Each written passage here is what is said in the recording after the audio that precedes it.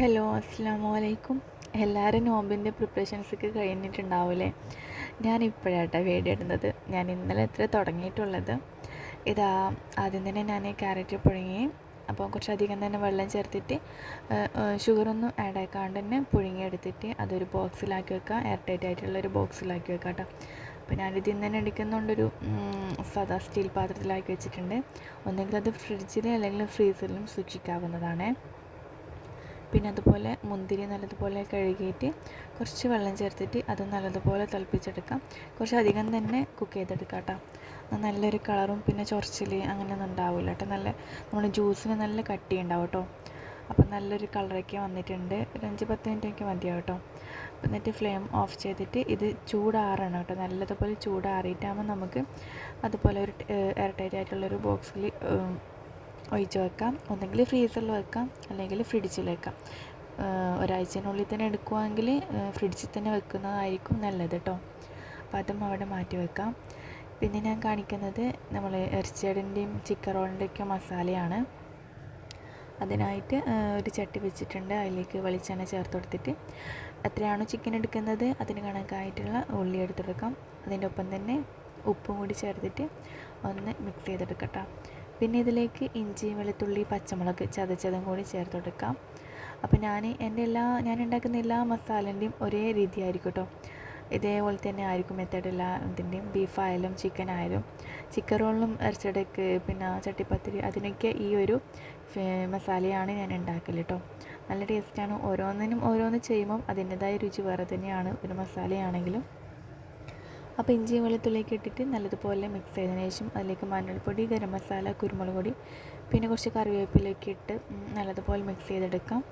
ആ പച്ചമണം മാറിയതിന് ശേഷം അതിലേക്ക് ചിക്കൻ ഉപ്പും മുളകും ഇട്ടിട്ട് പൊരിച്ച് വെച്ചിട്ടുണ്ടേനും അതൊന്ന് പൊടിച്ചെടുത്തതും കൂടി അതിലേക്ക് ചേർത്തിട്ട് നല്ലതുപോലെ മിക്സ് ചെയ്തെടുക്കാം കേട്ടോ. പിന്നെ അടച്ച് വെച്ചിട്ടൊന്നും ഇളക്കി കൊണ്ടുക്കണ്ട. പിന്നെ അടച്ച് വെച്ചാൽ പിന്നെ ഒരുപാട് വെള്ളം കേട്ടോ. അപ്പോൾ ഇത് മസാല ഇവിടെ റെഡി ആയിട്ടുണ്ട്. ഇനി ഇതിലേക്ക് ചേർക്കാനുള്ളത് മല്ലിയില മാത്രമാണ്. അപ്പോഴേക്കും മസാല റെഡി ആയിട്ടുണ്ട്. നല്ലതുപോലെ ഒന്ന് മിക്സ് ചെയ്തെടുക്കുന്നുണ്ട് ചിക്കൻ ചേർത്തതിന് ശേഷം. ഇത് എല്ലാത്തിനും ഉപയോഗിക്കട്ടെ. ഞാനിത് തന്നെയാണ് ചിക്കൻ റോള്, ഇറച്ചിട, ചട്ടിപ്പത്തിരി പറഞ്ഞു തോന്നുന്നില്ലേ, സോറി. അപ്പോൾ ഇത് മാറ്റാം. അപ്പോൾ ഇറച്ചിട എങ്ങനെ ഉണ്ടാക്കുന്നത് ഞാൻ കാണിച്ചു തരാം. കുറേ മെത്തേഡ് ഉണ്ട് ഇറച്ചിടൻ്റെ.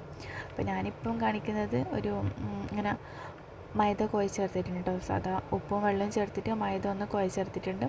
എന്നിട്ട് ഒരു ചപ്പാത്തിൻ്റെ അത്രയില്ല, അതിന് ചെറിയൊരു മാവ് എടുത്തിട്ട് ഒന്ന് പരത്തിയെടുക്കാം. എന്നിട്ട് 4 ഭാഗമായിട്ട് 4 പോർഷനായിട്ടൊന്ന് കട്ട് ചെയ്തെടുക്കാം കേട്ടോ. ഒന്നുകിൽ അച്ചില്ലേ, നമ്മൾ ഇറച്ചിടൻ്റെയൊക്കെ അച്ചൊക്കെ കിട്ടും, അതിലിങ്ങനെ തൊലി വെച്ചിട്ട് ഒന്ന് കോട്ട് ചെയ്തെടുക്കാനും മതിയാവും. പിന്നെ ഇപ്പോൾ എന്തെങ്കിലും മോൾഡൊക്കെ വരുന്നുണ്ട്, അങ്ങനെയും ചെയ്തെടുക്കാം. ഞാൻ വളരെ സിമ്പിളായിട്ടുള്ള മുമ്പേ ചെയ്യുന്നൊരു സമൂസ കൊട്ടുന്ന ഒരു മെത്തേഡ് കേട്ടോ. ആ ഒരു മെത്തേഡിലാണ് ഇപ്പോൾ ഞാൻ കാണിക്കുന്നത്. ഇതുപോലെ 4ആയിട്ടൊന്ന് കട്ട് ചെയ്തെടുത്തിട്ടുണ്ട്. എന്നിട്ട് വീഡിയോയിൽ കാണിക്കുന്ന പോലെ ഒന്ന് ശ്രദ്ധിച്ചാൽ മതിയാവും. ആദ്യം ചെയ്യാൻ ചെറിയൊരു പാടുണ്ടാവും, അത് മനസ്സിലാക്കി കഴിഞ്ഞാൽ പിന്നെ എളുപ്പമാട്ടോ. എനിക്ക് ഭയങ്കര ഈസിയാണ് ഇങ്ങനെ ചെയ്യാനായിട്ട്. അപ്പോൾ ഇത് കുറച്ച് വെള്ളം കൂടി ആക്കുന്നുണ്ടെങ്കിൽ പെട്ടെന്ന് തന്നെ അത് ഒട്ടി പിടിക്കും കേട്ടോ. അപ്പോൾ ഒന്നുകൂടി ശ്രദ്ധിച്ചോ. അപ്പോൾ ആദ്യമായിട്ടാണ് എൻ്റെ ചാനലൊക്കെ കാണുന്നുണ്ടെങ്കിൽ ഒന്ന് സബ്സ്ക്രൈബ് ചെയ്ത് സപ്പോർട്ട് ചെയ്യണേ. ഇനിയുള്ള വീഡിയോസൊക്കെ ഇടുമ്പോഴും നിങ്ങളെല്ലാവരുടെയും സപ്പോർട്ട് വേണം. ഇൻഷാ അല്ലാഹ് സപ്പോർട്ട് ഉണ്ടാകുമെന്ന് പ്രതീക്ഷിക്കുന്നു. അത്രയല്ലേ പറയാൻ കഴിയും. നിങ്ങളിഷ്ടം പോലെയല്ലേ അല്ലേ? ഓക്കെ. അപ്പോൾ ഇതിങ്ങനെ കോട്ടി എടുത്താൽ മതി കേട്ടോ. ഇതിൽ ബീഫിൻ്റെതും ചെയ്യാം, നമുക്ക് ചെമ്മീൻ്റെത് അങ്ങനെ എല്ലാം ചെയ്തെടുക്കാം കേട്ടോ. ഈ ഒരു മസാല പ്രത്യേക ഒരു ടേസ്റ്റാണ്. നമ്മൾ കൂടുതൽ വേറെ ഐറ്റംസ് അങ്ങനത്തെ ഒന്നും ചേർക്കുന്നില്ല. മഞ്ഞൾപ്പൊടി, ഗരം മസാല, കുരുമുളക് പൊടി അത്ര മാത്രമേ ചേർക്കുന്നുള്ളൂ. അതുപോലെ തന്നെ നല്ല രുചിയാണ്. അപ്പോൾ എല്ലാതും നമുക്ക് ബാക്കിയുള്ളതും കൂടി ഇതുപോലെ കോട്ട് ചെയ്തെടുത്തിട്ടുണ്ട്.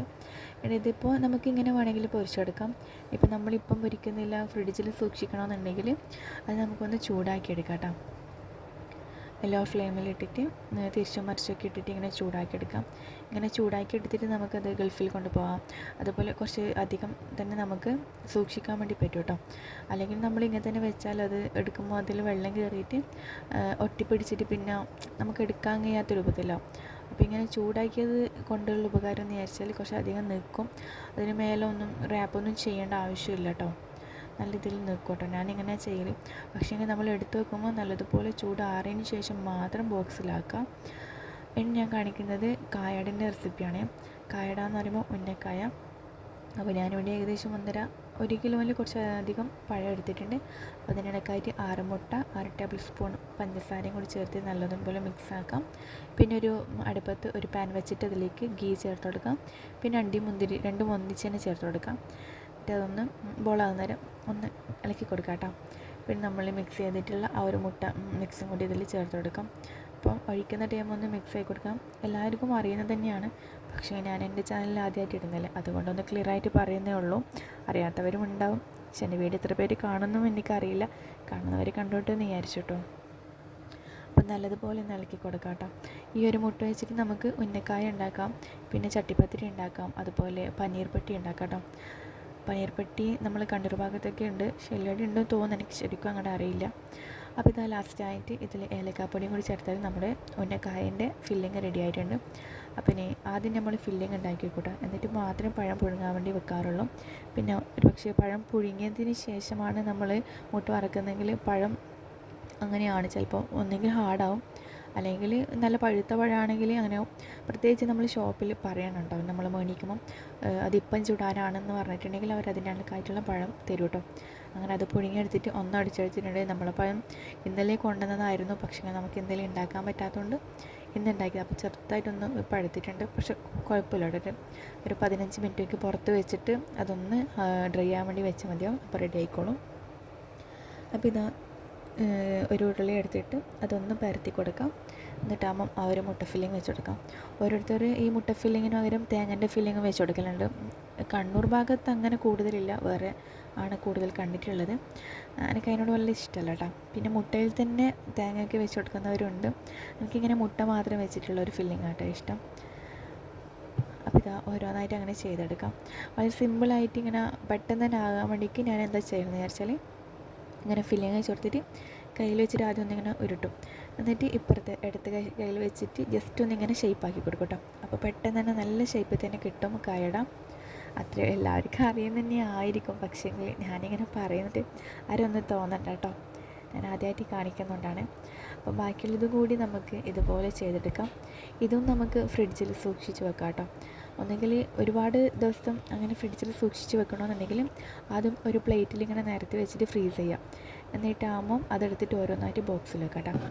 അപ്പോൾ വീഡിയോ ഇത്രയേ ഉള്ളൂ. ഇഷ്ടമായാൽ സബ്സ്ക്രൈബ് ചെയ്യാൻ മറക്കല്ലേ.